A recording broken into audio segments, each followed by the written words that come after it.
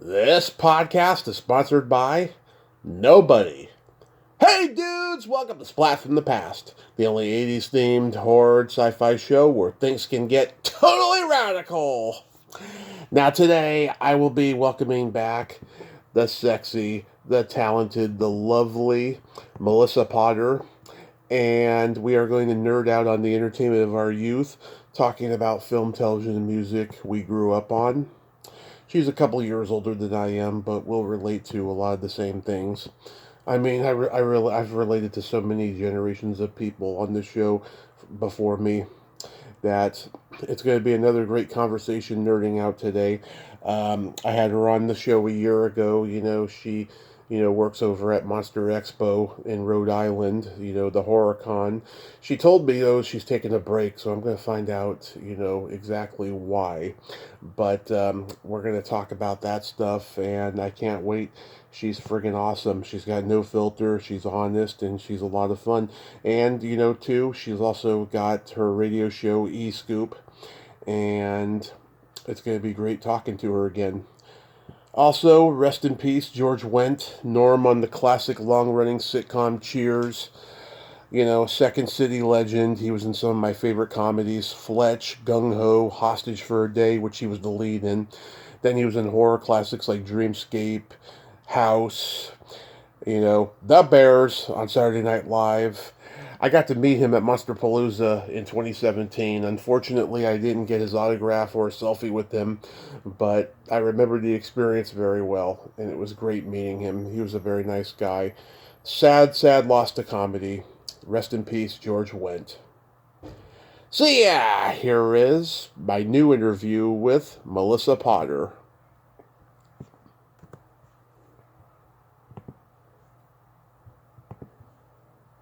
Hey, Melissa, welcome back. How are you today?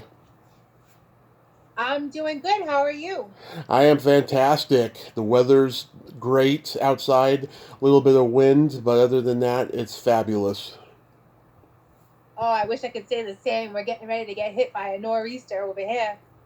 I know I saw you post something about that the other day. I was like, wow. Gotta love New England. If you don't like the weather, wait a minute. So, going back in time, do you remember the first movie that impacted you as a child? The first movie that impacted me as a child, I'm definitely gonna have to go with it was Night of the Living Dead. Nice, nice. So it was Yeah, horror. It was horror from the get go. pretty much. Yeah. My mother was a big horror fan, Yeah. so they used to put us to bed at night. Like Friday nights, we would always go and they would rent a couple of movies. They'd get one for them for after we went to bed and one family movie for all of us to watch together. Yeah. And then they would put us to bed, watch their movie. But the way our apartment was, growing up, my bedroom was right near the living room. So I would lay on the opposite ends of my bed and watch whatever horror movie it was that they were watching. Yeah, Back to the Future was the first one that impacted me. I used to look at my parents' yearbooks, and I always had that fantasy of going back in time and seeing them in high school and finding out why they're so fucked up and why I'm so fucked up. You know what, though? Uh If huh. it works, it works. Yeah. And at that point, now all the clothes that our parents wore is in style. So you kind of do go back in the future sometimes when it comes to the respect of like fashion and different things that go in and out of style throughout the course of time. Oh yeah. Absolutely. I know you love horror, but what other movie genres do you gravitate toward? I love action. I like all movies. Like I get everybody thinks that I just like horror. Like horror is Mm-hmm. where my passion for movies started. But I'll watch anything if it catches my attention.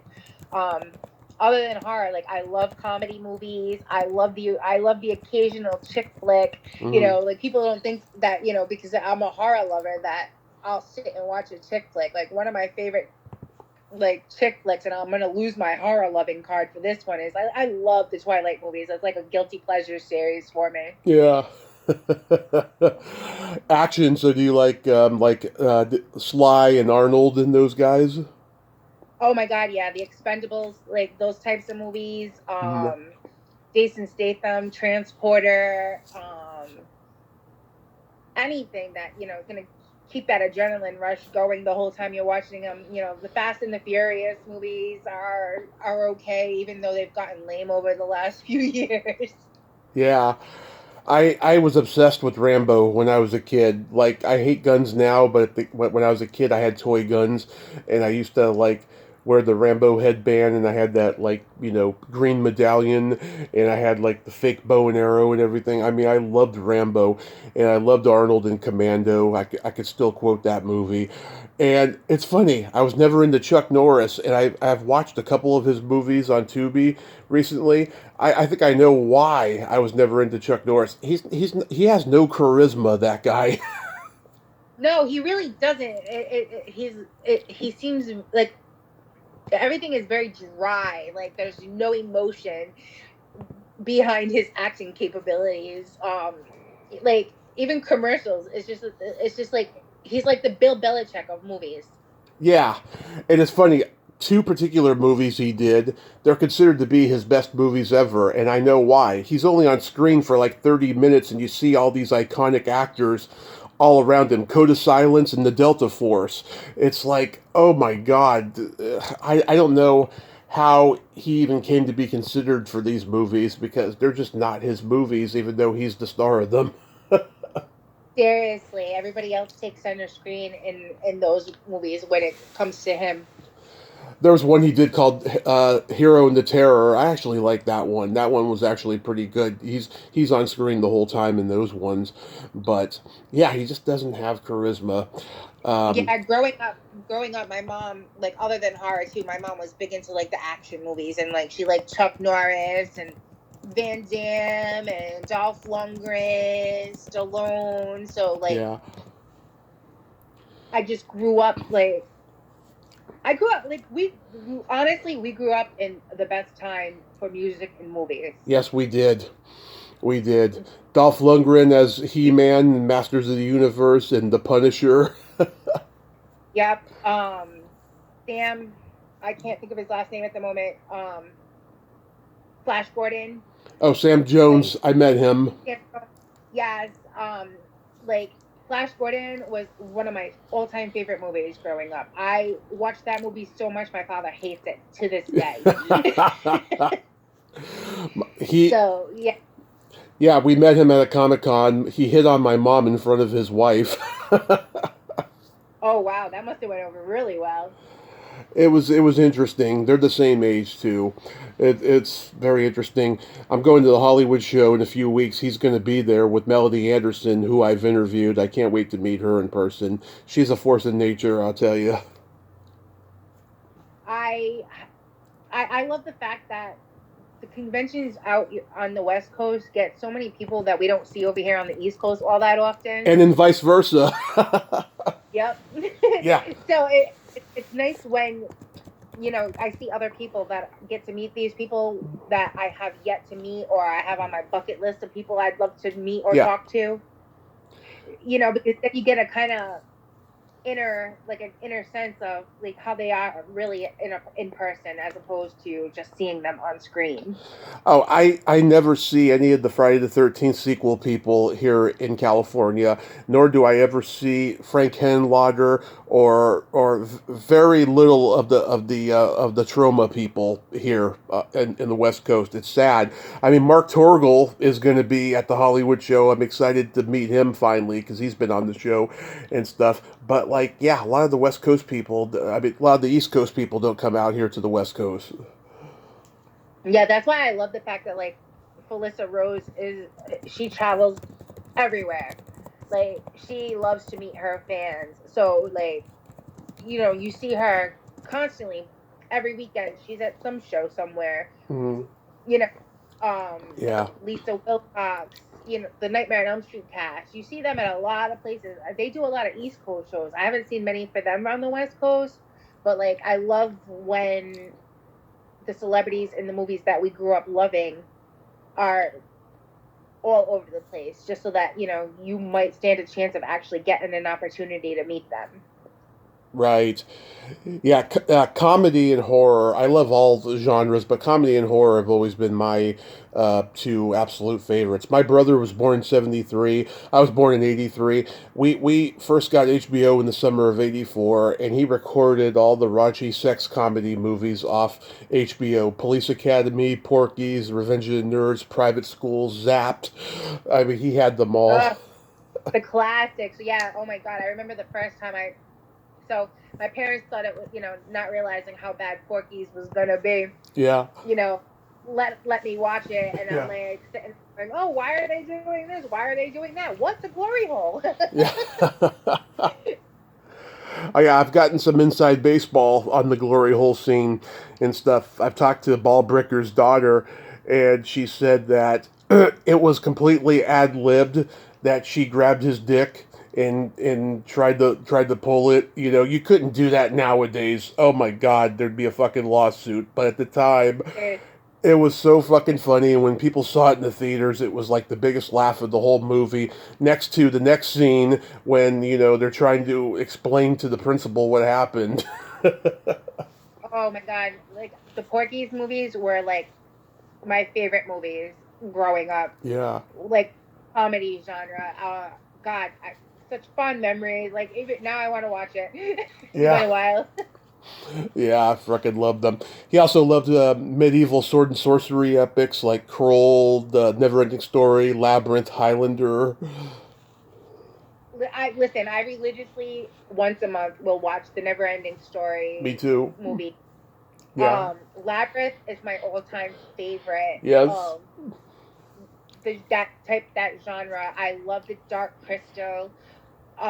I was so excited when they brought that Dark Crystal series back, and then I was so bummed when they decided not to do another season. Yeah. It was okay. I'm a So, purist of the originals, so. yeah, I am too. But it was nice to, it was nice to see those characters back on the screen because, other than that one movie, people, it was a nice way for people that have never seen the Dark Crystal to be introduced to those characters. Right. Right.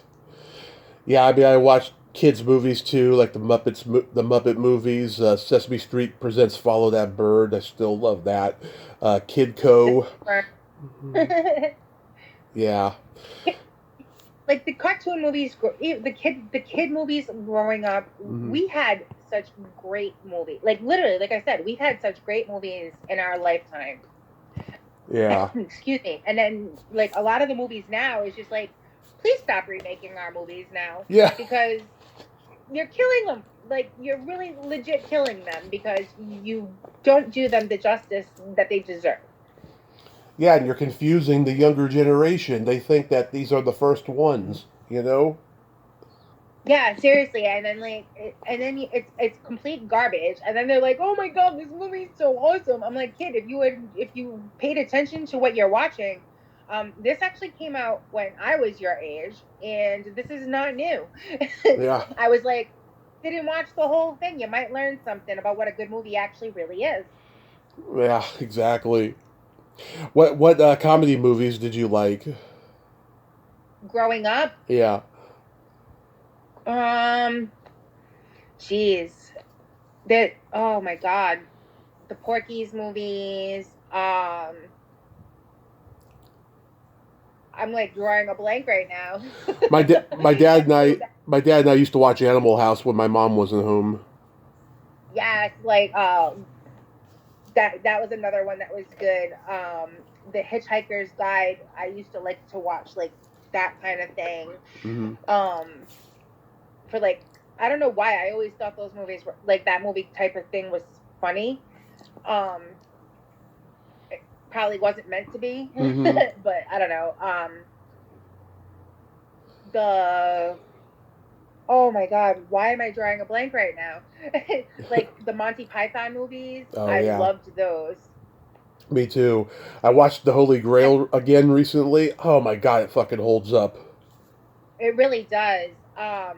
Anything with Cheech and Chong, Yeah, like those were I my go in a guys. store not understanding, what it was back then. But now it's like, yeah, bro, let's go. Let's, smoke one while we watch a Cheech and Chong movie.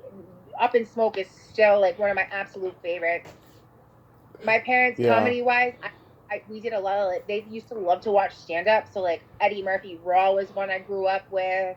Hmm. Um, I absolutely love that. And then they would get mad because I'd start swearing like Eddie Murphy, and then they'd get mad at me. But I'm like, but he did it. How come it was okay and funny when he did it, and when I do it, I'm getting in trouble? But yeah, we had a tape that had 48 Hours and Eddie Murphy Delirious on it, and I could not watch Delirious when it came on, so I had to go in my room while my dad watched it. And then I watched it by myself when I was 14, and I hear all these great lines that my dad used to say around the house. I thought my dad, was a fucking comedy genius, just saying all these things that Eddie said. I mean, it was crazy. Yeah, Beverly Hills Cop. When he started doing the Beverly Hills Cop movies, Hmm. I was intrigued. I loved him in those. Uh, I thought like Eddie Murphy could do no wrong in my eyes. Like Eddie Yes. Murphy was like big part. Eddie Murphy has been a big part of my life with the movies I watch because he's one of the first actors who I really could say, "Hey, that isn't that Eddie Murphy?" And my mom would be like, "Yeah, how do you know that?" I'm like, "Well, we watch enough of his stuff. I should know what these are." Yeah. So, they just go hand in hand. And then like Mel Gibson the Lethal with his Weapon. yes, the Lethal Weapon movies. That was another one that I Hmm. loved to watch growing up because my mom and dad watched everything. Like they loved their movies. So a lot of the movies that I watched growing up was because I was exposed to them because I was watching them when I shouldn't have been because they all thought I was nice and asleep. My parents took me to see The Golden Child at the drive-in when I was 3, and they did not Oh, they did not like the movie. They didn't like the supernatural shit, and the kung fu shit and what have you. It just wasn't their type of a movie, and it was PG-13. It wasn't R, but like there's some funny shit in there that I love of things that Eddie says that I watch today and I think is hilarious, right? But when you watch it now, you think to yourself, you could see in hindsight that Eddie was going to be doing family movies like later on because there's moments in there where he's just like fucking like a dad doing dad jokes in certain situations where he's trying to get himself out of trouble. yeah. It's funny too to like to see this transition because when you take into consideration the fact that he went from doing like a movie like Raw Hmm. where he performs his comic stand up routine uncensored to a movie like The Haunted Mansion, and it's like, is this the same guy? Like, really? Wow, that's a big change too when you grown up used to somebody performing a certain type of way in a feature film. So the transition was nice to see him doing different things and getting different roles and not just being stereotyped like a lot of people in Hollywood are to just perform like one type of genre of film. Exactly. I was a big Mel Brooks kid, still am. Oh my god, what was your favorite Mel Brooks movie? I was like obsessed with Young Frankenstein. I used to come home from school when I was 9 or 10 and just watch it all the time. It was like my ritual that I was doing like during that period. I just loved it, and I loved Silent Movie. If Silent Movie would not have been made if Young Frankenstein and Blazing Saddles had not been a hit, because that is a self-indulgent, passion project. Nobody makes a silent movie in 1976. You know, Right. I like it though. High Anxiety, History of the World Part 1. His remake of To Be or Not to Be is very underrated. It's very funny. Spaceballs, Life Stinks, Robin Hood Men in Tights, which I saw in the theater twice, and Dracula Dead and Loving It, which I can't believe was his last movie and stuff. I can't believe he hasn't made any movies since then.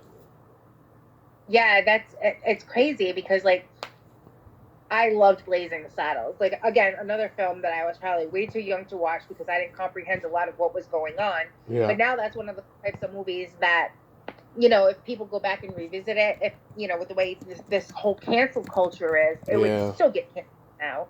And it takes away from how fantastic that movie actually really is, because it's like, pay attention, message, but like people can't see that far into something before they decide to critique it and be like, oh, that's just garbage, this isn't right, this isn't right, it's politically incorrect, it's, you know, this should be taken off the markets and nobody should be able to watch it. Like, if you don't want to watch it, don't watch it then. Don't ruin it for the rest of us that don't care about things like that.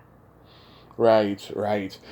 Yeah, I mean, God, he is just a master craftsman of politically incorrect comedy. Do you ever see The Producers?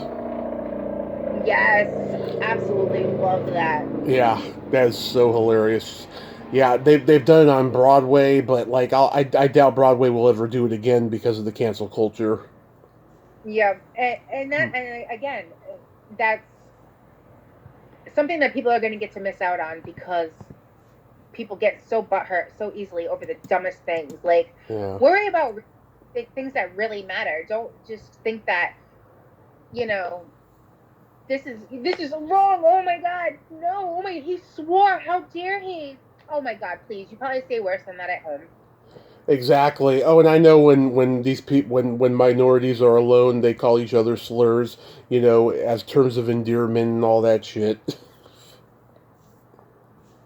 I mean, I'm I'm mixed. You know, I'm Yeah. Hispanic, but I'm Irish, and I don't care who it is. I don't care what color you are. If I feel like calling you something, I'm gonna call it to you.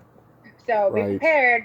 You know, Yeah. it's stupid. Because when I'm saying it, I'm just being obnoxious. I'm not even gonna lie about it. I'm just being obnoxious, or I just feel like busting your balls. And you know, with some people, it is a term of endearment. But other than that, it's just like, really, you're worried about somebody saying that? Like, get over it already at this point. Like, if you're saying it in a derogative tone manner and you're really trying to insult somebody, yeah, that's one thing. You deserve to get punched in the face. Yeah. But if it's being said in a way that's not being disrespectful, like just like a term of endearment, whatever. It is what it is. I could care less. I have more important things to worry about than what somebody's saying to me. Because if you are that worried about what somebody's saying to you, you've got more problems in your life than you really need to deal with. Exactly. Did you have any movie crushes? Oh my God, movie crushes. Oh Mm-hmm. Jesus, where to start? I guess you got to start with Corey Haim. Um, Corey Haim was one of my biggest movie crushes growing up for as long as I could remember. Like, I really and truly wish I had found out about horror conventions before I did, where I could have had the opportunity to meet him, because I would have died a happy camper having gotten an opportunity to meet him.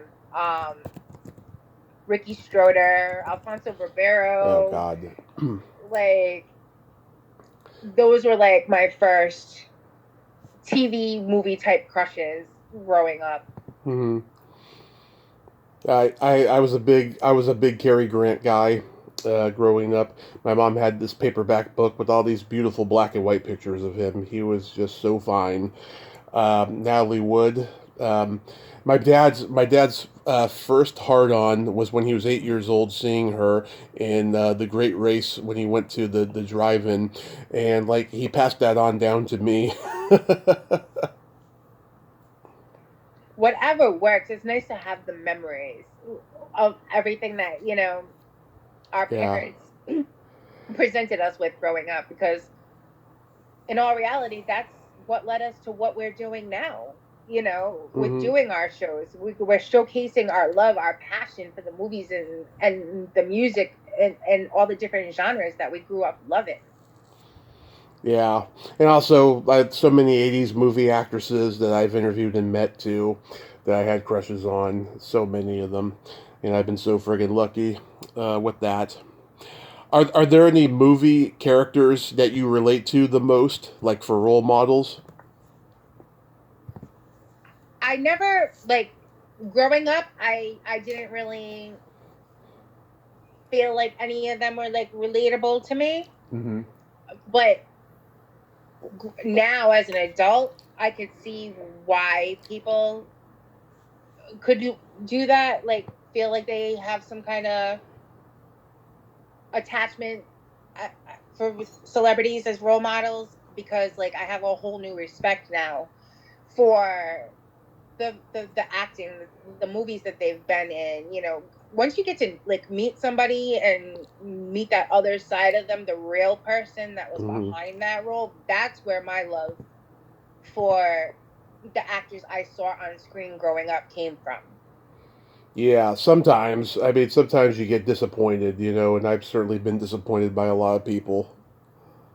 I've had a couple that were kind of disappointments, so I've never tried to, like reach out to have them on as guests on my show, just because of the fact that, I saw the way they were with people, and it just kind of left a bad taste in my mouth. And it's like, Yeah. granted, they're human beings too, and they could have been having a bad day, but you're an actor, so you should know to be able to just flip that switch and turn that off for that moment, and then take it back to your room with you after the fact, or. Mm-hmm. Yeah, I mean, God, there's been people that were that I gave the benefit of the doubt to when I started my podcast after they'd been kind of dicks to me at cons, and and then I was like, okay, I've learned something. The first impression is the lasting impression, and I'm done with the benefit of the doubt. I have learned that they're having a bad day is code for they need your money. So I'm not going to even go there. I'm not even going to go there anymore. I'm like, a dick is a dick, so I move on and I go to somebody who's much better. Yep, exactly. I've been lucky with just about everybody that I've had on my show as a guest, Hmm. that they've been so laid back and cool and humble, and I love the fact that I even had the audacity to be approaching them to be like, "Hey, I'm so and so. Would you, care to be a guest on my show at some point?" And when they actually follow through and come on as a guest, it makes it even better.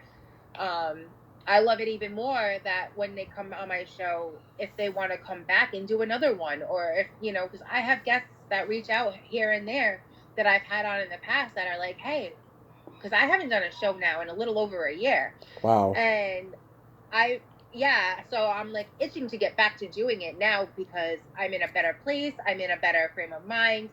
So, with everything I've had going on the last year or so, I haven't really been able to want I wasn't really in the space where I wanted to do my show anymore. I lost my love for it because of everything else that was going on. Oh yeah. So, now I'm like being in a better state of mind, and being somewhere where I'm not stressed out 24/7. I'm like, I'm ready to go. And then I have people approaching me talking about, "Hey, I have this new project coming on. I'd love to come on your show and talk about it."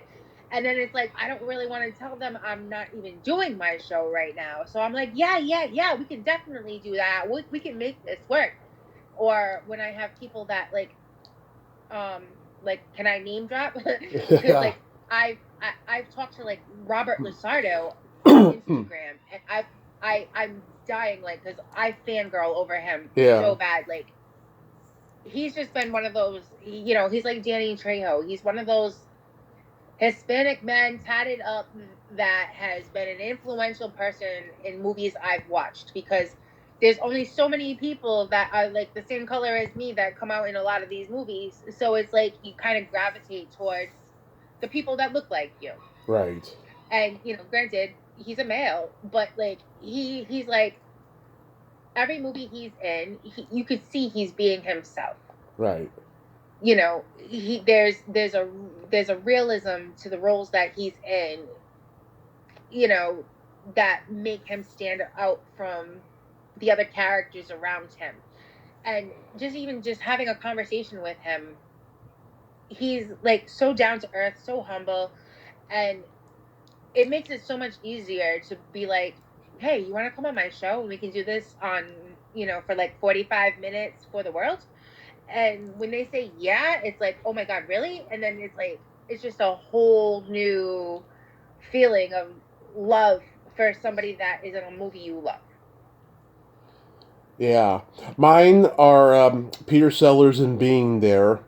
I can relate to him because he's got autism and he can influence people just by saying the simplest things. I've done that myself. And of course, James Spader in Sex, Lies, and Videotape. You know, he's a voyeur, I'm a voyeur. James Spader, oh my God. I absolutely love him.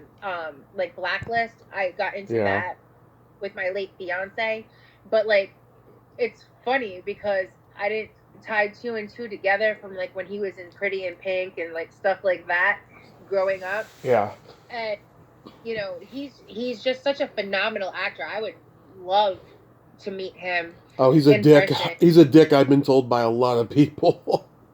Yeah, that's what I've heard too because I interviewed someone with my old podcast Hmm. and she had worked with him on Boston Legal Yeah. and I had heard the same rumors that, you know, he's a very sexist person and Yeah. he makes a lot of inappropriate comments to people. So I'd like to actually just meet him and, you know, be able to form my own opinion of him and not go by hearsay because like Yeah. a lot of people have said the same thing about like Tom Savini that he's a jerk and this, that, and the other, Yep. and that they haven't liked meeting him. And I had a completely different experience than other people have had with meeting Tom Savini. And I didn't think he was that bad of a guy and actually had a great conversation with him at a convention. And I'm like, what are all these, you know, thinking to myself, what are all these people talking about? He seems cool to me. Like, Yeah. but then I have other people I've met. Like, I think that the only person that, like, I've met that really left a bad taste in my mouth was Linda Blair. Oh, she is a cunt. I met her in 2016, and we were the only ones who were not like getting her autograph. We just wanted a picture with her, and she just got up like it was an inconvenience to her. She did. She then said something nice. She said, you know, she asked me if I wanted a solo picture since it was my camera, and I said sure. But then instead of like shaking my hand, she just fucking ran away back to her seat as soon as that was done. You know, she was just a cunt. I did not enjoy meeting Linda Blair. Oh my God. I didn't even go, like, I didn't even want to meet her. So my friend was her handler at a show. And, you know, it was towards the end of the show. So most of us had already gone over to the bar and gotten drinks, and she doesn't drink. So when I went over to see my friend and, you know, find out how much longer she was going to be because we were all meeting up to go out to dinner after everything was shut down for the night. Oh, oh, you're a drinker? I should have figured. What do you mean you should have figured? You don't Yeah. know me. Like, we've been running around like crazy people all day long, making sure that everybody's taken care of, everything's running smoothly. And because we're wrapping up for the day and all having a drink, that makes it a problem. You should have figured I was drinking. What do you mean? Who says that? Like, that just left a taste in my mouth that I was like, you know, forget you, lady. I'm all set. Right. Did you go to the drive-in a lot growing up? We went to the drive-in in the summer. That was like a family ritual. We went every Hmm. single weekend during the summer. Like my mom and dad, they throw us in our pajamas and they would take us because in Rhode Island back then, when we were kids growing up, there were drive-ins everywhere. Whereas now there's only a couple left. Yeah. And I think the first movies I remember seeing at the drive-in, I believe it was The Shining and Return of the Jedi. Ah, yeah, they came out like the same weekend. Yeah, and I think those were the two movies. For whatever reason, I want I'm pretty sure that those were the two movies that were together because I remember watching The Shining and being awestruck that I could stay awake through it, but also the fact that I didn't have nightmares for weeks afterwards from that movie because of the way it was. You know, because growing up, that movie was scary as shit, Oh yeah. and you know that scene with the twins standing hand in hand and then the elevator doors open and all the blood comes pouring out and rushing at you, Hmm. like that would be enough to traumatize anybody. And I'm like, I'm sitting there as a kid with my, you know, head on the back of the seat on my arms watching, like enjoying every second of it but scared at the same time. I told you my story the last time about that was my first horror movie, and it fucked me up, you know. But like, I was 2 when my parents started taking me to the drive-in. Weird Science and Rambo 2 were the first 2 movies. And it got to a point they stopped taking me to the drive-in for a few years because I was either falling asleep in the back seat or I was getting out of the car and knocking on windshields. Oh my God, Weird Science. I love that movie. Yeah. That was a that was another big '80s comedy movie that I still to this day love to watch. I love Weird Science. I would love to meet the I can't remember her name ever, but the woman that played Lisa in that. I would love to meet her and Kelly actually like LeBrock. sit down. Oh, yeah. I think I think that would be an interesting conversation. Yeah, I saw they did a Comic Con in Colorado a few years ago. I saw it on YouTube. It was Anthony Michael Hall and Elon Mitchell Smith and Kelly LeBrock like doing a panel. I'm like, fuck, I wish they would come to California and do one. They actually did one. They were actually coming to Monsterpalooza at the time of the pandemic, but then of course the pandemic happened and I was gonna go. I had a poster and everything. I was so fucking disappointed that I couldn't go. I would have been upset about that too. Like I can't remember at this point because so much has happened since COVID. But like I know, like with Rhode Island Comic Con and stuff, when that got canceled, I know that that year that there was going to be so many guests at the show that I wanted to see and meet, and was ready to go. And then they were like, "Yeah, we're not having it." I was bummed because there was like a lot of people from different horror movies that I wanted to see. There was a lot of different people from different comedy movies growing up I wanted to see. Hmm. So I was like, "Go figure." The last time that I had something like that happen was when my mom passed away. I had wanted to go to Rock and Shock because they had the entire cast of 31 there, and I'm such a huge fan of Rob Zombie movies, and 31 is like one of my favorite ones, other than House of a Thousand Corpses. So, unfortunately, my mom had passed away at the beginning of that week, so I didn't get to. I was like not in the right frame of mind to go to a convention, but like I get like when something happens where you can't get to meet that person. Hmm. Um, so I hope like at some point in time it comes full circle and they all come back together again instead of like one here, one there, another one over at this show, and Hmm. all come back and do like another one or like do like a 10-year anniversary of the release of 30. Like I mean, probably at that point we're getting close to it, any more than that, Oh yeah. but like like an anniversary. Hey, yeah, 10-year anniversary of the release date of 31. All of them are going to be here. I'll be like, yes, sign me up. I'm there, real quick. Hmm. Just for the fact that I didn't have that opportunity. It just sucks. Like growing up too. Like a lot of the people that we loved in movies, I kicked myself like meeting George Romero. I stood in line for hours at Rock and Shock to meet him. I got tired of waiting in line, left the line, and then the next year he was announced as a guest, and then he passed away before he could go to before the show. Yeah. So I'm like, I kicked myself in the ass forever for that one, for not having gone over and actually met him after waiting in line and getting tired of waiting in line. So I'm like, it's just so much goes on and goes into play when you start getting into all of this and talking to different celebrities and trying to meet different celebrities and then kicking yourself because like all the celebrities that we grew up with that we idolized at one point or another are all gone now or dying. Yeah. And it's heartbreaking, it's devastating, and when you've met them and actually had an experience to get to know them and then they pass away, it makes it even harder. So it's like I would have loved to have been able to interview Sid Haig again and have him on my show as opposed to Yeah. interviewing him on someone else's podcast that I was a part of. I would have loved to have had him come back and just do a show for me. And then he passed away, and that left me heartbroken.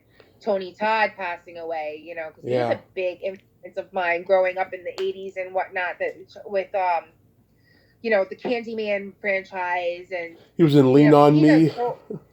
Yes, Lean on Me is one of the best movies ever. Like that's a Ever. movie I will even to this day still stands up when you go to watch it. It's not like most movies don't hold up anymore, and that's one of the few that does. Yeah. That from when we were kids. And he was fantastic. He wasn't on screen long, but anytime Tony Todd was on screen, you always feel his presence. Always, always.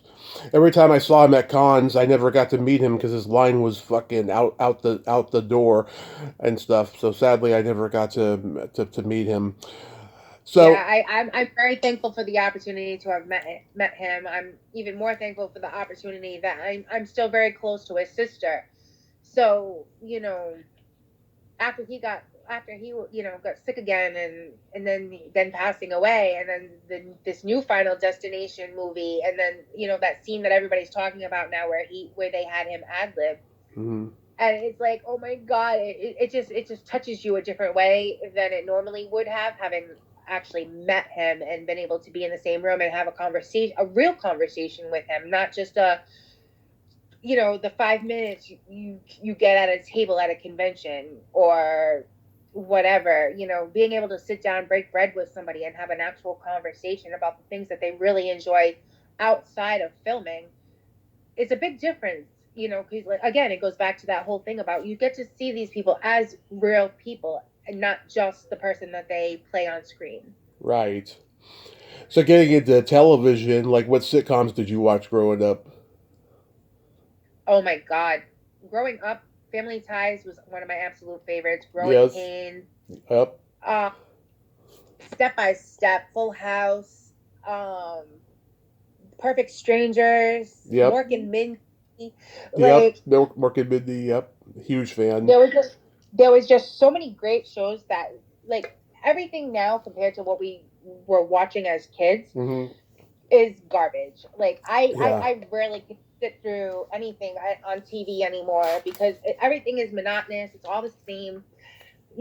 Everybody's just replaying the shit out of the same ideas. Like, how many times are we going to redo I Know What You Did Last Summer? How many times are we going to redo A Nightmare on Elm Yep. Street? How many times are we going to redo this one, that one, the next one? Like, please just stop already. Yep. Come up with something. Come up with something original. That's like, indie horror right now is where it's at for me, because I'm so sick of mainstream horror, because it's the same thing over and over again with bad actors trying to recaptivate the world with characters that people have come to know and love, played by somebody else, that there's no filling those shoes once somebody's done it. Hmm. That would be like when they redid Nightmare on Elm Street and didn't use Robert Englund and used that James guy. It wasn't the same. Like, I love Derek Mears, but he's and I love all the other actors who have portrayed Jason, but to me, there's no better Jason than Kane Hodder. Hmm. So a lot of the times there's the shoes are too big to fill. So leave it alone. Yeah, I mean, I'd watch 1 hour dramas with my mom, like China Beach, Life Goes On, 30 something, Doogie Howser, MD, Oh my Hooperman. god, was Doogie was awesome. I like Neil Patrick Harris. He's another one. I could say that, before the whole I knew he was gay part. Yeah. But like Duke Hauser, I had a crush on. Fred Durst, the Wonder Years. Like, everybody had a crush on him. Everybody had a crush on Winnie. Like, that was your typical Friday night. These were the people that you grew up watching. These are the people that meant something. There used to be a show called Just the Ten of Us that Heather Langenkamp Oh was on. God. I And cannot stand Bill Kirkenbauer. We had a huge blow up on Facebook that everybody saw last year. He was rude to me, turning me down for an interview, so I gave him the middle finger icon, and everybody who knows me and everybody who knows him took my side. oh, that's even better when people take your Yeah. side. Yeah. Yeah, I've never really, like, I don't ever say anything like where people can see it. Like, if I'm friends with somebody on Facebook, or I follow them on, like, Instagram or Twitter, I'll reach out. I'll shoot somebody a message and be like, hey, how would I go about getting you to come on my show? Just that way, it's worked in my benefit for the amount of time I've been doing this. So it's like, why am I going to change it up now if that's what works for me? Um, Yeah. but I don't know. Like, the other day with that TikTok I posted about, I don't care about what people think of me. Your opinions, and opinions are like assholes. Everybody's got one. Yep. So You don't like me? That's on you. I don't give a shit. I'm too old to care what you think about me. So somebody had commented under my TikTok that they're either that sarcastic. They put, "Oh, classy." I'm like, "Oh yeah, I know." It's like it's too bad that I'm sitting here trying to impress you. Yeah. I was like, so there's that. That's funny. I like Like, that. but people haven't got any. I'm that person. I'm a slow burn. I don't get mad often. So for somebody to like say something rude to me, I don't. You have to like really get me going. Like you gotta. I'm like a washing a tea kettle. I'm a slow burn. But man, once you get me going, it's open mic night at the trap house. Yeah.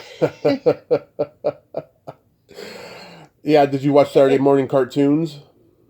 Saturday morning cartoons was where it was at. With a bowl of cereal in front of the TV, the Smurfs, the Snorks, Gem was on Saturdays. Like Yeah, loved it. everything about childhood growing up was the best. Like we had the best. We really had the best of everything because like watching like certain things like Thundercats, Transformers, He Galaxy Man. High. Yeah, like none of those things are the same now. Like they've tried Yeah. to do it. They tried to do it. They keep rebooting things, but it's never the same as what we had growing up. Inspector Gadget, And Heathcliff, Mask. yes, No, Garfield. yep. Mask Mobile Armored Strike Command. My brother was big on that show, I'll tell you. G.I. Joe, GoBots. Yep, Voltron. Yep. Um, I was a big Voltron fan. I had like growing up. I had a lot more boys' toys than I did girls' toys because Yeah. I wanted Transformers. I wanted to be able to transform Optimus Prime from being an 18-wheeler into his robot form. Like that was my thing. Sitting there playing with He-Man figures before they became our She-Ra, that type of thing. Like that's where it was at. Thundercats, never mind. Like I loved Thundercats. Like that was one of my favorite cartoons growing up. Gem, when that came in, that was probably the first Yep. time I ever got something that was thrown that was put out there for a female audience that I actually got involved with and loved. And I think it was mostly because of the fact that there was so much music involved. The real So it Ghostbusters. Yeah, like I remember buying gem dolls just because they came with cassette tapes that have the music from the show on it, and then driving my parents absolutely batshit crazy because I'm walking around the entire house just singing the songs from off the gem cassettes in my little stage with a little speaker hooked up to it that I Yeah. had for my gem play sets and whatnot. Like it was bad. Like my parents would travel for hours to go and get me gem dolls. Like we live in Rhode Island, and they would drive to like New Jersey at like around Christmas time to get me stuff that I didn't have because they couldn't get it here. And before the times of Amazon, Yep. they did what they had to do to find us the toys that we wanted. So if driving New Jersey was the only way they could find me a doll that I wanted, they did it. So like I had everything you could imagine for Gem, and I still have it to this day. Everything's like sitting in storage, probably rotted by now, but I still have it. And like just occasionally I'll come across it, and I'll be, you sit there and you think about the memories, and you can remember what you were doing when you first got that toy. And you can remember the first time you saw the commercial for it and were like, "Hey, mom, dad, I want that." And them, because like I used to get questioned a lot because like my taste has always been all over the place about things that I like. So I could like this one minute and then the next minute be like, oh nah, I'm all set. So they always were like, you really want that? I'm like, yeah. And they're like, you're sure? And I'm like, yeah. So like they would ask me 3 4 times, that's really what you want, before they would actually buy it for me. Or like even when like with renting movies and stuff, you were really sure that's what you want? Yeah, I really want that movie. And they, before they would actually do it, because they wanted to make sure that I wasn't going to change my mind by the time we got home and be like, yeah, I don't want to watch that. Or no, I don't want that anymore. you know? Yeah. So just the memories of everything growing up, the nostalgia that comes along with it is just like such a great feeling. Like, especially if it's something that you experienced with relatives that you loved Oh yeah. and are no longer with us.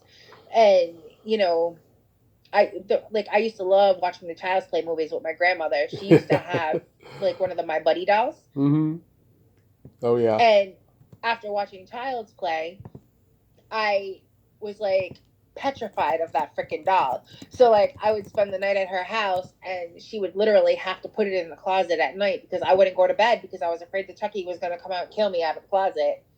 So, Yeah. so like just little memories like that of where I was and things I experienced and who I experienced with, that it stays embedded in your brain. Do you remember My Pet Monster? The Pet Monsters. Yes. Oh my God, I had one of those. I loved him. He was he was like my favorite thing in the world growing up. And when like I didn't have him anymore, I was like, I want another one. Yeah. And then like they try to reintroduce some of these toys later on down the year, but they're never quite the same as they were when they initially came out. Yeah, I don't think I had one. I think I knew kids who did, but like when you look at it now, it's like, oh my God, he had handcuffs. Like, really? Is that like the only like accessory you can think of? You know, why not give him like a pair of sunglasses or something? You know, something cool. You know, but they did a short movie up in Canada with Alison Court, who was in Follow That Bird. She's the little girl with the little boy in the farm who sings Easy Going with Big Bird. She's in Yep. it. She's in it. I didn't know about this until long after I had interviewed her. I saw it on YouTube recently. I was like, oh my God, a Pet Monster movie. It was like a short 45-minute Canadian movie. I'm like, oh my God, they're doing this to sell the fucking doll. You know?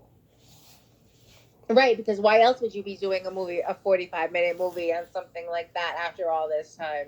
Yeah, exactly. Yeah, it was a crazy little phenomenon, but I remember those very well.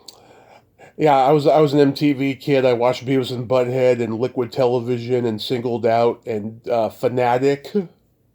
Oh my God, it's so funny when you think about Singled Out, and that being the first time I came across Chris Hardwick and Jenny McCarthy. Mm-hmm. And I absolutely love the two of them. But to see like Chris Hardwick as a host of Singled Out, and then you see Chris Hardwick now after being in House of a Thousand Corpses or hosting, the recap of Walking Dead, like just the transformation and his growth, and the fact that he's still involved with doing what he loves, like that's why we all do this, because we love what we do. We're not sitting here trying to change things and bring it back to make love, to make people love it. Mm-hmm. We're bringing you what we grew up with, the way it was presented to us, and presenting it to you for you to love it the way it is, not this bullshit that they keep trying to feed us with the reboots. Mm-hmm. It doesn't matter if it's a cartoon, a movie. It doesn't matter if it's music. Like, just leave it all alone. Yeah, there was a girl at my high school. She tried to get on MTV's Fanatic to interview Tom Green, but the show got canceled before she could do it. We were all like so happy, she had like applied for it and everything. Oh, I would have loved to meet. I would love to meet Tom Green. I like him and Paulie. Like, I mean, those two were hysterical in growing up. Like, you could relate to some of their chaos. Yeah. At times. Beavis and Butthead is something I never really got into, and even when they tried to bring that back, I still couldn't get into it. So I've never really been a big Beavis and Butthead fan, but like I really and truly do miss the days where MTV actually showed music videos. I used to love watching music videos. Headbangers Ball used to be my thing, like at one point in time. Yep. And then Yo MTV Raps, that became another staple in my life at one point. And there's only so much of 16 and Pregnant you can take. There's almost Road Rules and Jersey Shore, and I'm not bashing those shows because somebody loves them. God bless you, but somebody loves them. But it's not for me. Like, yeah. I remember when we first got cable and I could watch MTV at home. I was soaked. I never left it. Like, I was always watching MTV forever. MTV. And on the weekends, it was HBO so that I could watch whatever horror movie was out that week, or whatever movie was out that week. Period. That I wanted to see. Mm-hmm. Being able to see them at home as opposed to having to go to the drive-in or having to go to the movies, that made things a lot better because I could get away with seeing a lot more than if it had to go to the theater to see it. Yeah. I mean, I've interviewed a couple MTV VJs, Nina Blackwood, who was on there from day one in '81, Yeah. and Duff. You remember Duff? Yep. And I was like Downtown Julie Brown and Yep. Kurt Loder. Kurt Loder. Yes, Kurt Loder was like one of the big ones. Is you always saw him with the news updates and everything. Yeah. So it was like kind of reminiscent, like all that stuff back then was like watching like Saturday Night Live. You knew exactly what you were in for. Yeah. For that. I'm trying to half hour. I'm trying to get Tabitha Soren on here. I think that would be an interesting interview because, like, what happened to her? I haven't heard that name in forever. So, when you're thinking like that right now, that just is like, I want to look her up now and see what she's been up to all these years because, MTV hasn't had, VJs on there for how long now? A long time. To find out what they're doing now. I think that would be cool. I think that would be a fun film project. Where Are They Now episode. Yeah, I know her and Duff are very close friends, Maybe I can get a connection that way. But yeah, I'd like to have her. I had Amy Scott from VH1 on here. She told me I was a very good interviewer, and that meant a lot to me. Yeah, that's really a great feeling. I'm not even gonna lie about that. When somebody tells you that you give a great interview, like and especially for someone like me that's constantly second guessing themselves, that's like one of the biggest compliments that you can receive. The ones who condescend me get under my skin. The ones who are like, "Wow, you do a lot of research," unlike a lot of interviewers, which they say to a lot of people. Because I listened to previous interviews, I hear that all the fucking time, and they don't understand. I am really a fan of yours. That's why we're talking today. Right, seriously. Like, I had the opportunity. I got the connection after I had interviewed Lloyd Kaufman. Yeah. I had Debbie Rochon on, and I like Debbie Rochon. I think she's a fantastic actress. I love her. Like, she's great. and the conversation that we had when she came on my show was absolutely fantastic. And I had made a comment because she was talking about how, everybody knows Debbie Rochon mostly because she's East Coast Troma based. So, like, that's how most people know Debbie Rochon. But at one point in time, she was on the West Coast and she was doing Full Moon. I'm like, oh, so you're like the Biggie and Tupac. You've done the East Coast, West Coast thing with the Full Moon versus Troma. And she laughed and she was like, you know what? She goes, I have never heard that reference. And she goes, I think I'm going to use that from now on. She goes, that is the best and that is hysterical. She goes, but it's true. I'm working on getting Lloyd on here finally. I got an email that I used about a week or so ago. Haven't heard back yet. I'll try again, but I'm working on it. I'm one step there finally. Lloyd was an absolutely amazing interview for me.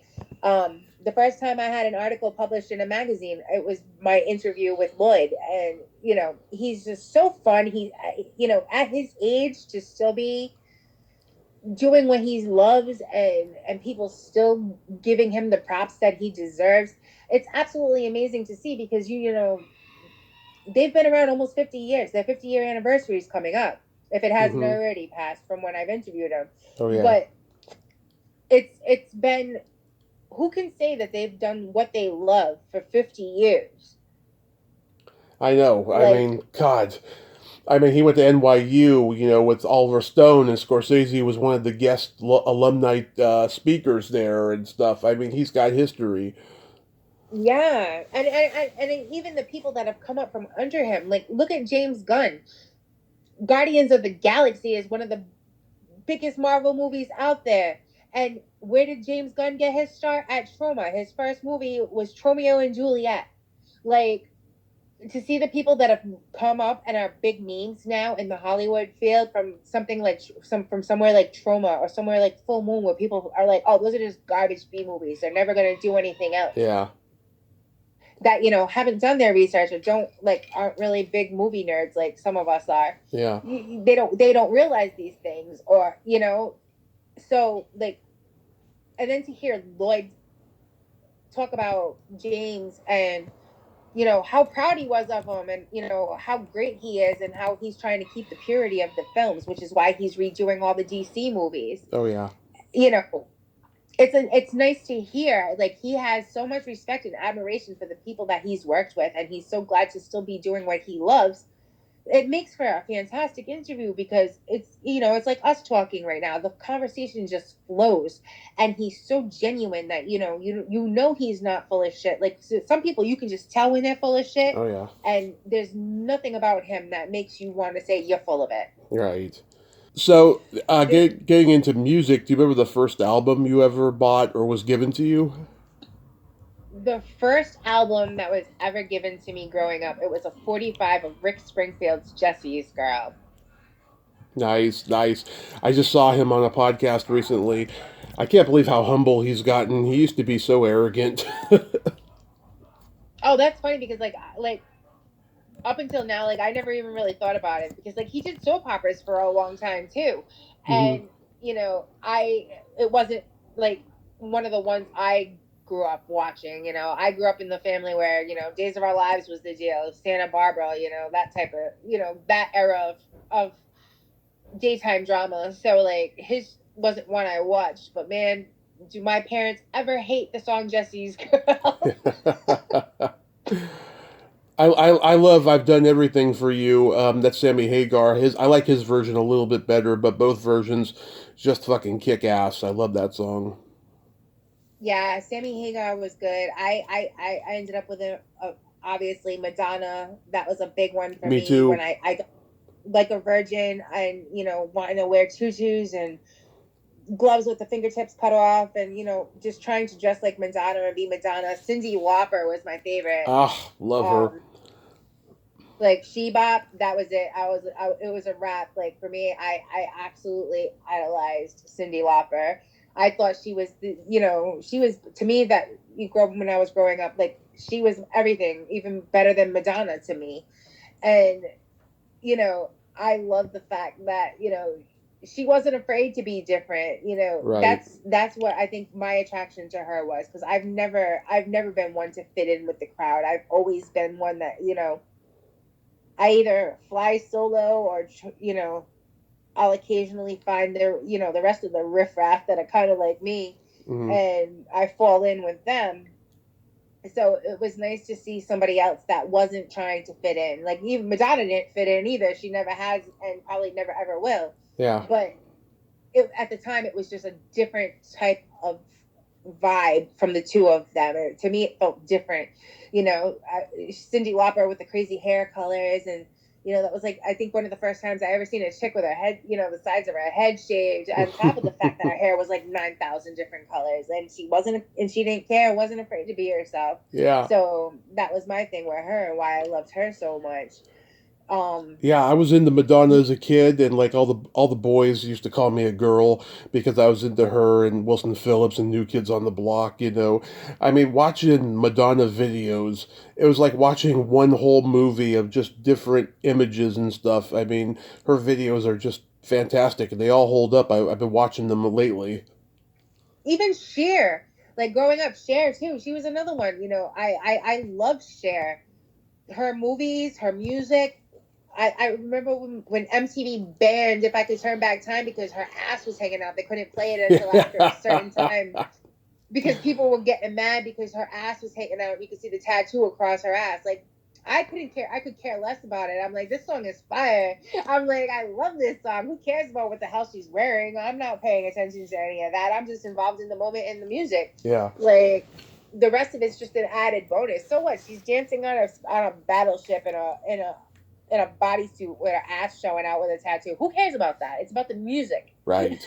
Like, people are crazy, and it goes to show that, people are going to like what they like. It doesn't matter what, other people try to persuade them to get involved in or like or dislike. Sometimes people can think for themselves, and I'm lucky that I'm one of the ones that can, because if I listen to half of the things that people have said, oh, you shouldn't listen to this or you shouldn't watch that, I wouldn't have had a lot of the experience. I don't think I would have had a lot of the experiences I've had that have led me on the path that I've been on, and with the conventions and doing interviews and having my own show and whatnot, because granted, yeah, you still have to do your research whether you've seen everything they've done or not, because there's always that one thing that you could find that no one else has asked them, and they'll be like, oh my god.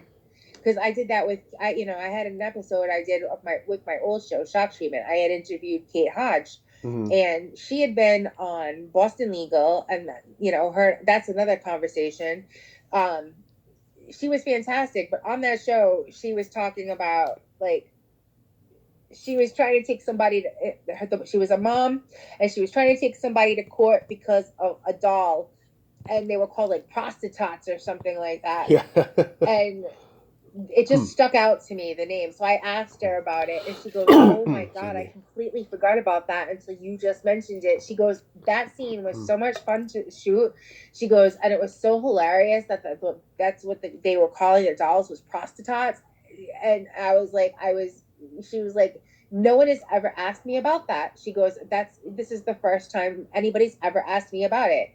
And then after that, I kind of prided myself on that, and I always try to find that one little obscure fact about somebody that I can bring up that no one else has, and then they'll be like, oh wow, you really did your research, you really took some time, and I like people to feel like comfortable, and like the conversation with us is just flows. And that's how it should be. Like, there's a lot of times where people do interviews and you can hear the lags, and I get brain dead at times, but like once everything starts flowing, the brain kicks over into gear, and I start getting going on these things. It's like, I love this. Right. I can see why all of these people do what they do, and I want to do that too. So yeah, I'm 47 years old now, and I'm trying to do whatever it is you want to call what we do, podcasting. I've dabbled in the film industry with doing projects and working on different sets. So it's like, I love this, and I just want to keep doing it and be a part of all of this, because it's great. And to meet people that you grew up watching on screen and then getting the opportunity to meet them, it makes everything like come full circle. And being able to sit and talk, and or even like meeting, become friends with them on social media, and then you watch their kids grow up on social media, or you get to talk to them about things other than just the film genres. You can talk to them about their private lives and not feel bad about it, because if they're posting it on Facebook, it leaves it as open. To me, that's fair game. So it gives you another conversation to go into that most people probably wouldn't want to do, because they don't want to be controversial or step on toes or intrude. Yeah. But if you're going to post it on social media, I'm going to ask you about it. Absolutely. Do you remember your first concert? My first concert, I was a little late to the concert game. My first concert was Montel Jordan, TLC, and Boyz II Men. Nice. In that order. Nice. That was all one show, and it was absolutely amazing. After that, I was hooked on going to concerts. I started doing like the little rando ones that would pop up in like the clubs around the area. There was a lot of clubs back then that had music nights, more so than there are now, and at least here. And it's not, the music industry around here isn't the same anymore. A lot of those clubs, they no longer exist. So like the music scene kind of got a little dry for shows around here. So like the only time I really go to a concert now is if it's like a big name, like the last concerts I've been to was Jelly Roll and Rob Zombie. Mm-hmm. I can't complain about neither one of those shows. They were absolutely fantastic. I've seen like Lil Wayne in concert. He was fantastic. I've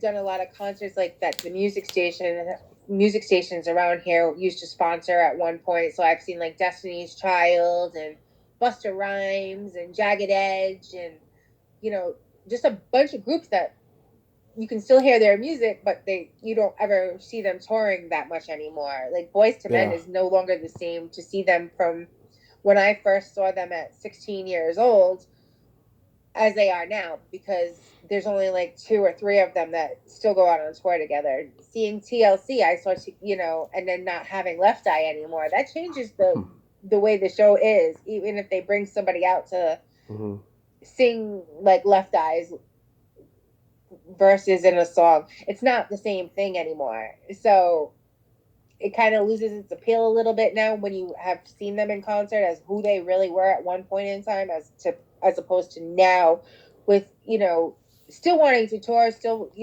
playing their music, and it doesn't make me lose the music any less, but to see them in concert, I wouldn't do it now. Right. I mean, I saw Alice Cooper. Alice Cooper was my first big concert. That guy is a fucking showman.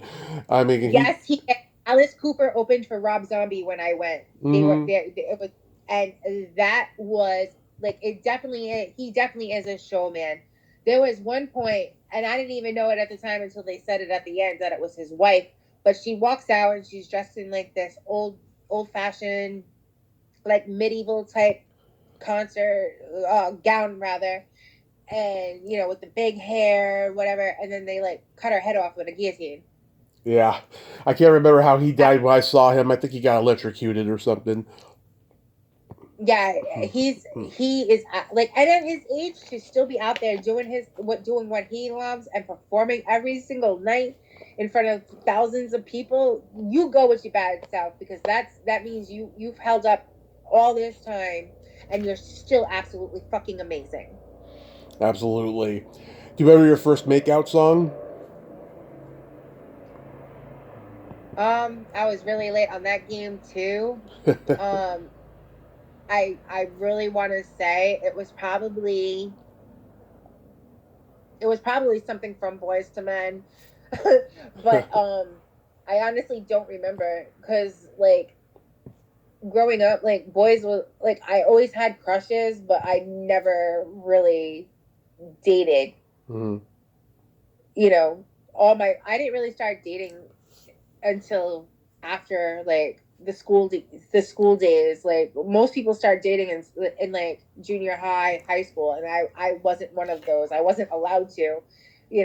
My mom and dad were super strict with us, and we weren't allowed to do much. So after I graduated high school and turned 18 and became an adult, it was after that, it was whatever happens pretty much. So that's when I really started dating. So everything then, it was already like the mid 90s going into the late 90s. So God, I can't even remember most of the 90s just because of the trauma I went through in high school. I was 12. It was Janet Jackson's Love Will Never Do Without You, and it led to my first finger bang. Why does that not surprise me? Yeah. Yeah, we were at the arcade. It was like the last couple days it was open. It was going to be ending soon because of the frickin' Silicon Valley shit that was just beginning at that time. And it was just the two of us. We're on one of those sit-down games, and she's like, I'm not wearing any underwear. You want to see? I'm like, sure. And I was like, may I? And she's like, sure. That's wild to even think that at that age that was her thought in her mind. Because, like, I swear to God, I probably played with Barbie dolls until I was like 12. Because, my mom and dad were that strict. I really could not do nothing.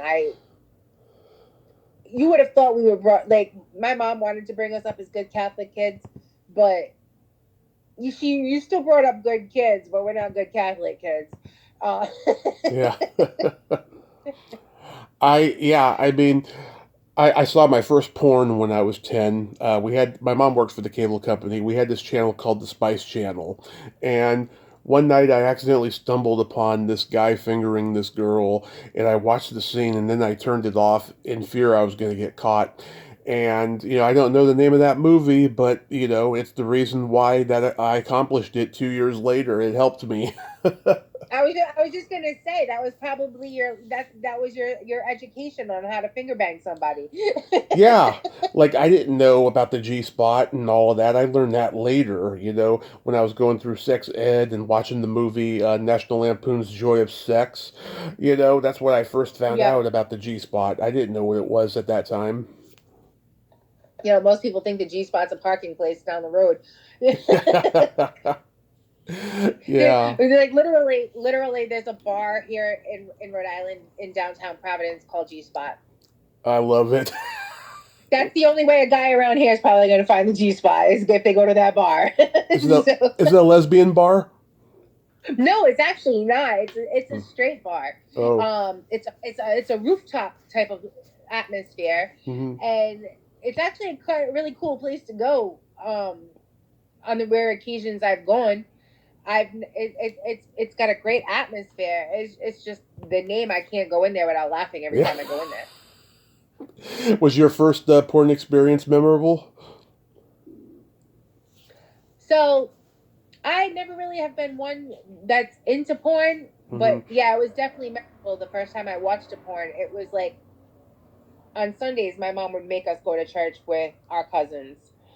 And every Sunday, we would go to church, hit the penny candy store on the way home, and then have to. It was like medieval torture to me, having to hang out with these people all day long. I hated it. Mm-hmm. And one afternoon, my cousins decided to throw on a porn because they had gotten their hands on one. And man, the beatings we got because we were watching that because we ended up getting caught for whatever reason. I don't even remember what it was, but we were all into it and we were watching it and we were making comments, and I guess somebody must have overheard us and they went and snitched on us, and they were like, oh, they're watching something they shouldn't be watching. Next thing I know, my uncle's coming up the stairs with the belt whooping all our asses because we were sitting there watching our porn. So that was my first porn experience. Oh, that's hilarious. Not exactly a memorable one. Not in a fun way, anyhow. So, yeah, I mean, going back to what you were saying before about taking a break from Monster Expo. So, like, what happened? What started that? What started Monster Expo? Yeah, that you said you were going to be taking a break from all that. I'm actually still involved with all of that. Oh, okay. With like my show and everything, with all the politics and whatnot that was going on Okay. around I it. was confused. I thought it was the convention you were taking a break from. Okay, the show. Okay, I was confused. No, doing my actual show, I stepped back from just because I wasn't capable of putting in the time I wanted to put into it because of everything else that's going on had been going on because of where I was living and whatnot. And doing what I was doing to try and better the living situation, just with everything that came with that, it was overpowering the time that I had to focus on my show, and I wasn't giving it the love and the attention that I had been prior. And like, it wasn't fun anymore because I couldn't do what I normally would do to prepare for a show. Mm-hmm. So I stopped doing it because of everything that's been going on. And now I'm like, you know what? I shouldn't let this stop. It's been a year. It's been over a year now since I've done a show. And I want to get back to that because it's what I love. It's my passion. I love being able to talk to people that I probably otherwise wouldn't have a chance to talk to. It doesn't matter if I've met them at a convention or not. Just being able to interact with them via social media is a game changer too, because like these are all things we didn't have growing up. So it just makes it so much better to be able to see the realness and the real people that these people that we see on screen are. So it's like, okay, I can talk to somebody that I actually have an interest in, or I can sit here and be miserable because I'm not doing it anymore and keep doing all these things that I really don't enjoy, but I'm doing it to make a point. Mm-hmm. You know, I've been doing a lot of political things. I ran for city council. You know, 24 hours after I announced my candidacy, people are trying to tell, you know, one of my state representative friends that you need to tell her to back down. She shouldn't be a part of this. We already know who we want in that seat. So, you know, that just made me realize just, you know, how much politics sucks. Yeah. But how much what we do and all this voting bullshit doesn't matter because they're going to put in office who they want in office. Yeah. So, you know, politics took away a lot from, you know, having to go speak at the state house and doing things like that. So it was always something that was interfering with the times that I was supposed to go on and actually do my shows because, you know, sitting at the state house, you never know how long you're going to be there, especially if you're going to be somebody that's going to testify in regards to one of the bills that they're trying to get passed. I've been there as late as 11 o'clock at night and, you know, waiting to speak about whatever issue the bill was in regards to a bill that I'm trying to help see get passed. And it would interfere with the time my show would be broadcasted because it was always on the same day. And I always found out last minute. So it's like I hated having to be like, hey, I can't do my show tonight. Can we reschedule? That's not the type of person I want. I like to be consistent. I like to be able to do what I say I'm going to do. I don't want to have to keep rescheduling because something else happened that is going to, you know, you get to a point where it makes you look unprofessional. Right. And I just didn't feel professional about my show anymore. So I just kind of stopped. Because I remembered we talked about, you know, me coming on there and stuff. I forgot about it for a while, but then I went back and listened to our old conversation the other night and shit. And I was like, oh shit, I never followed up with her on that. I got to do that. Yeah, and the thing is I didn't forget. I remembered it, and you know, when you asked me to come back on again, I'm like, see, this is, and you know, I'm really bad about because I until recently had been spending so much time alone. Like I have full blown conversations sometimes with myself, and I start thinking out loud about things I want to do and things I want to accomplish and people I want to talk to and people I want to have come on my show. And when you reached out and asked me to come back on again, I'm like, he's got this guy didn't even know me, had me on his show, and now he's asking me to come back on, and I still haven't gotten to the place where I've been able to even do a show. Never mind have him come on it, and I still want to have once I get my show up and going again, you're going to be like one of the first batch of people that's coming on. Because I appreciate the fact that not only did you have me on once, you had me come back. So I couldn't have been that bad of a person to talk to if you want my crazy ass back. I can be a little scatterbrained and all over the place, but at some point my stories all come back full circle too. I talk to people who are all over the place all the time, so it's nothing new for me. No, Greg told me that you were going to be awesome, you know, the first time that you and I talked, you know. And I love women who aren't easily offended and just talk exactly the talk, you know, tell it like it is. And that's what I tend to gravitate toward. That's what I like having, you know, back on my podcast, you know, year after year. Yeah, because like I don't like to fake the funk. I don't like to try and be somebody I'm not. I growing up, I was always bullied because I was always the little fat girl. I was the nerdy one. So like, I was bullied my entire life. Same here. I was bullied. Yeah. And being able to now be like, fuck you. Yeah. That's like the ultimate revenge. Yeah. It's a gift. It's a gift. Exactly. So it's like, thank you for constantly putting me down. Thank you for always making me feel like a piece of shit, because that's why I'm the person I am now. I now have a backbone. I now set boundaries. And if you can't be a part of my life because you don't like the rules I set in regards to how I'm going to live my life, you don't need to be in it. Exactly. I'm done. Exactly. I'm done trying to keep people in my life that have no business being in my life at this point. I don't care who they are. I don't care if it's family. I don't care if it's friends. I don't care if it's the person walking down the street. If you can't accept me for me, you can't accept the things that I'm involved with, the people I'm involved with, there's the door. Wow. I no longer have an interest in trying to maintain relationships with anyone that can't have the respect for me that I give them. That is so fucking awesome. That's so fucking awesome. I wanted to ask you. You know, we just lost a dear friend of mine who was one of the great horror scream queens, Lar Park Lincoln. Did you ever meet her? I didn't, and I wanted to, um, just because of the fact, I heard a lot of good things about her, and Yeah. I heard that she's a really phenomenal person. So, I'm kind of bummed that now I'm never going to get that opportunity.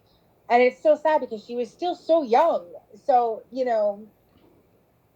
it just puts things in a different kind of perspective because life's short. So, seeing all of these people that I grew up loving passing away has just driven me even more to want to get back to doing my show, because I could die tomorrow, so Mm. I may as well die doing what I love and leave that as my legacy.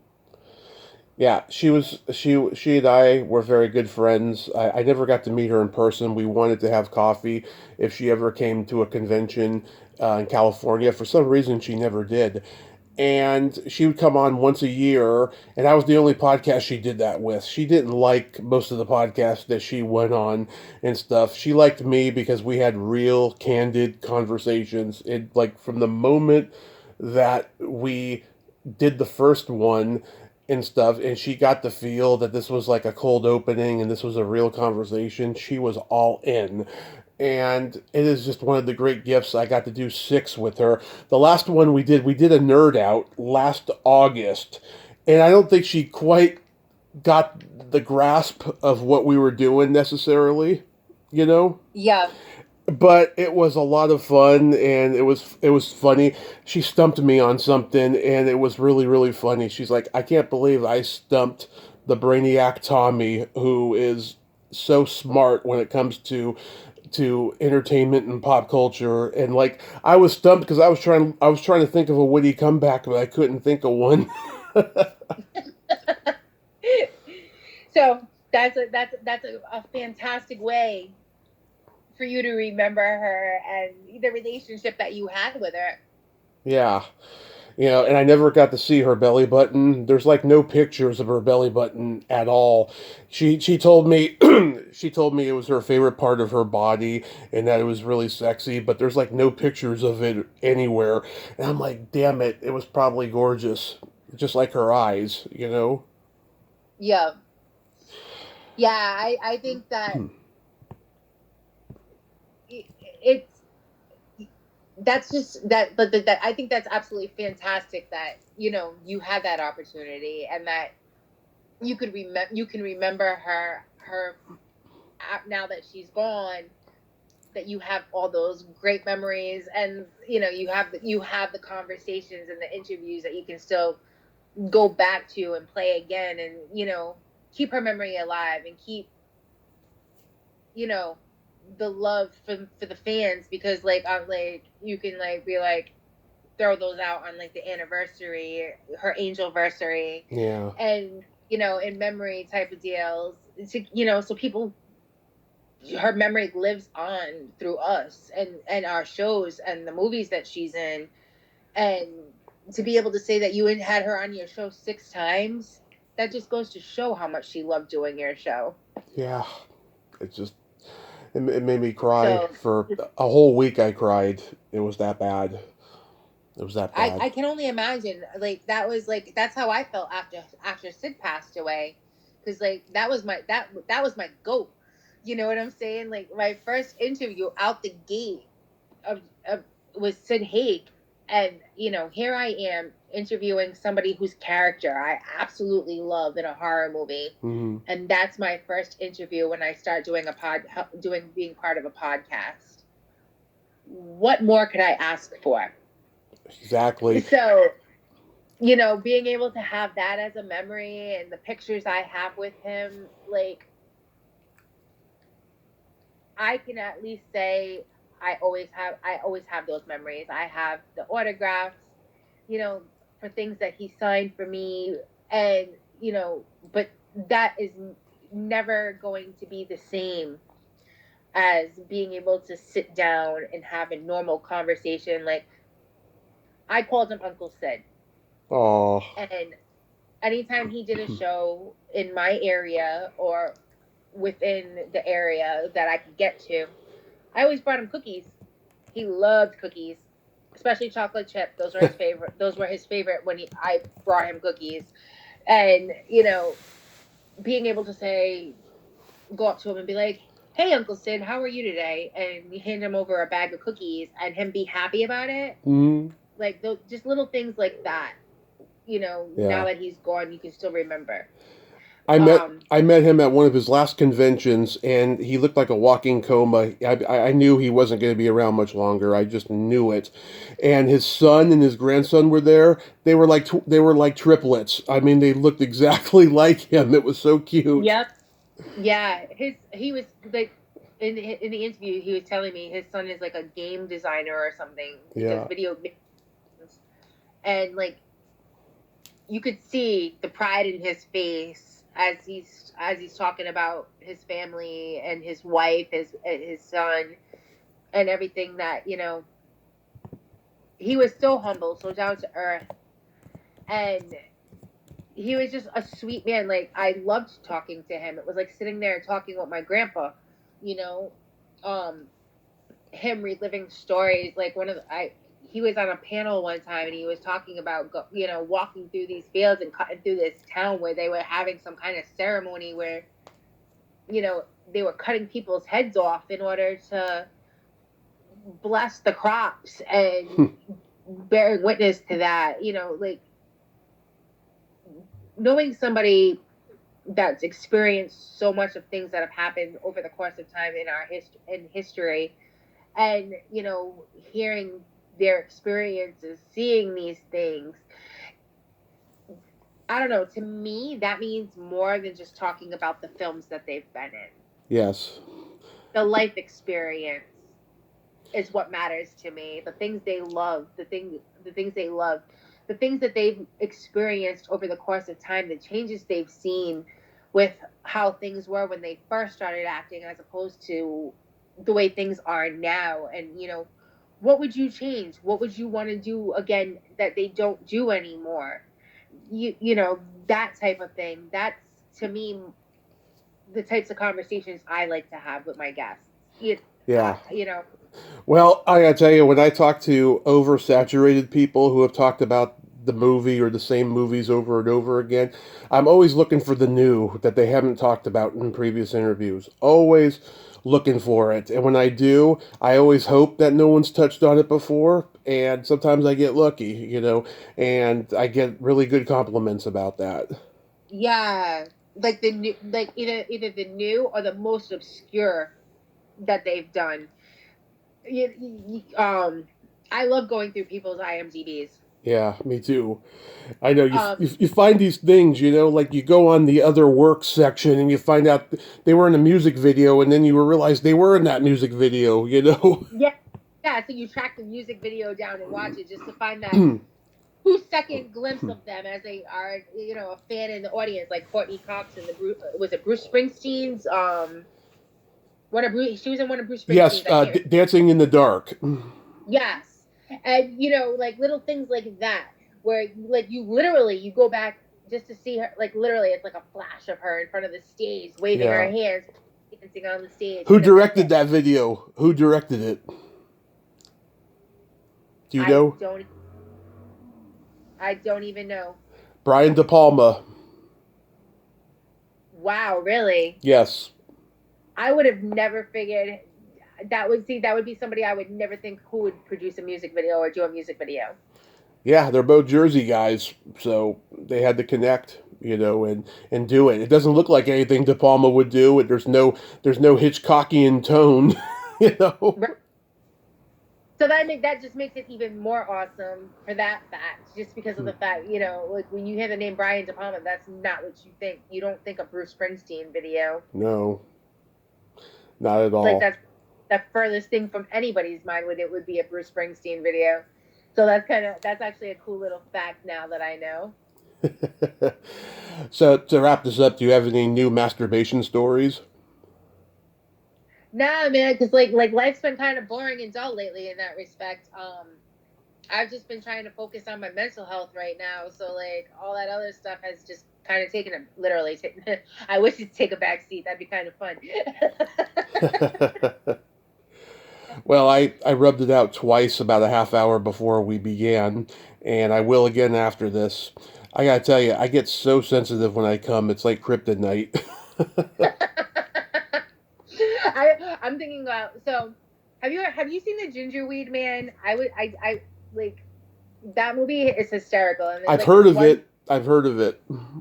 So I'm an executive producer on that movie, mm-hmm. and I forget how I became what I did to become involved with it, but whatever.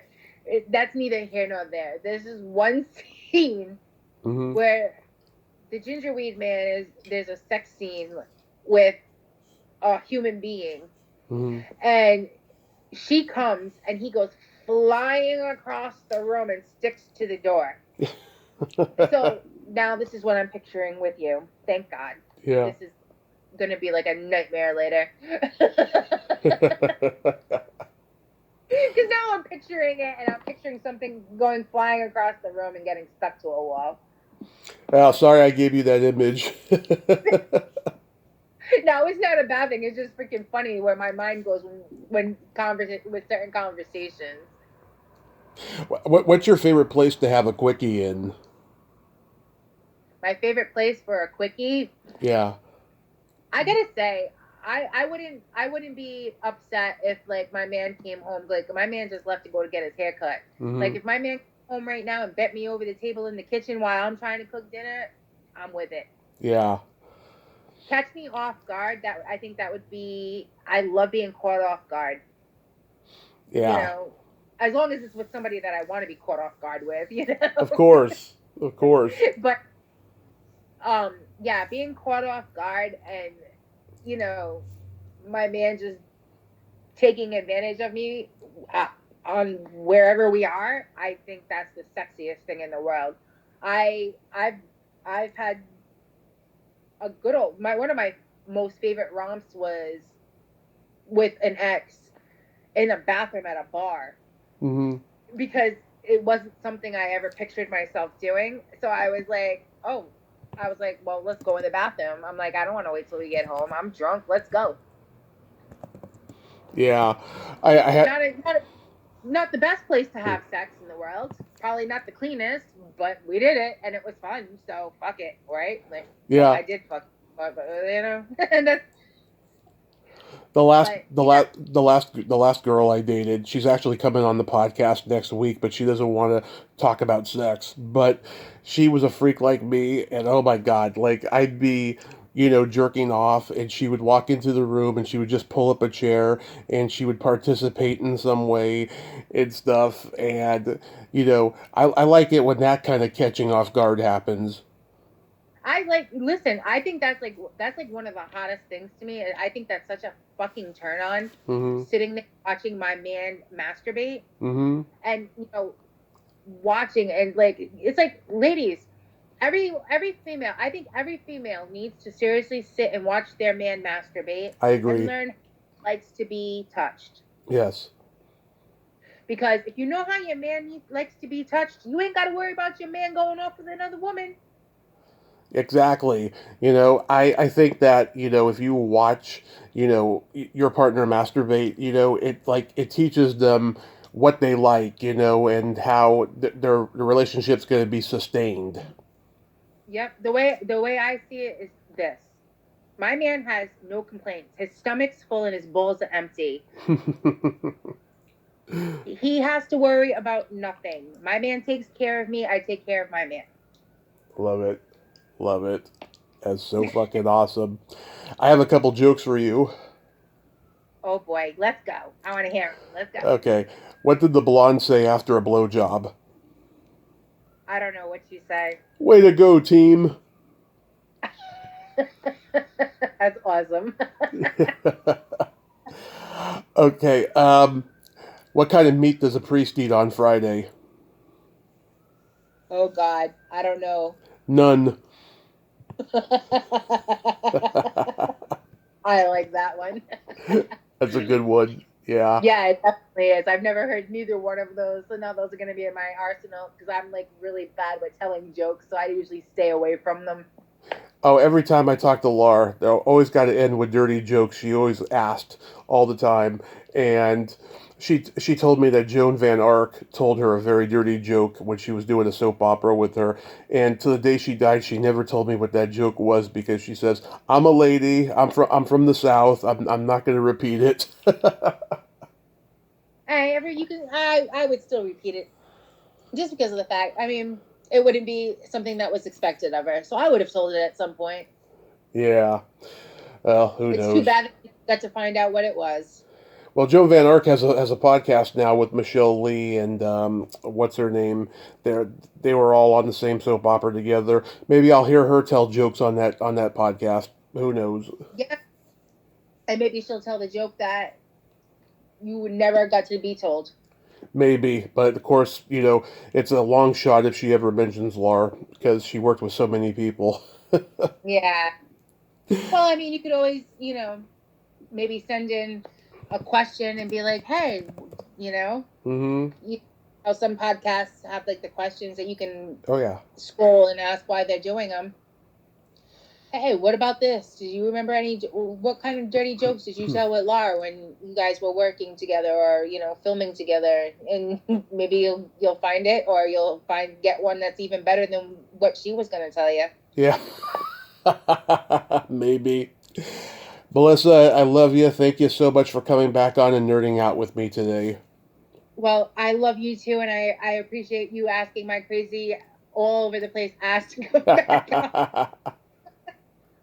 It's always fun. I love the fact that you keep it real and, you're not trying to sugarcoat and not faking like some people do. Right. So, always a good time talking to you. Yes, and I still want to come on your show. Let me know when you start it up again, and we'll have a blast. I got stories that are just insane. I'll tell you. Yeah, I'm probably gonna talk. I want to talk to you about a few things, but I'll do that off the grid with off the show air times. But yeah, you're definitely gonna be a guest because I absolutely love talking to you, and I think that it's gonna be a good time because like the questions coming from me, and they might be a little insane at times. Love it. Just Love it. being who I am, Yeah, and being able to have a conversation with somebody is always the best. absolutely.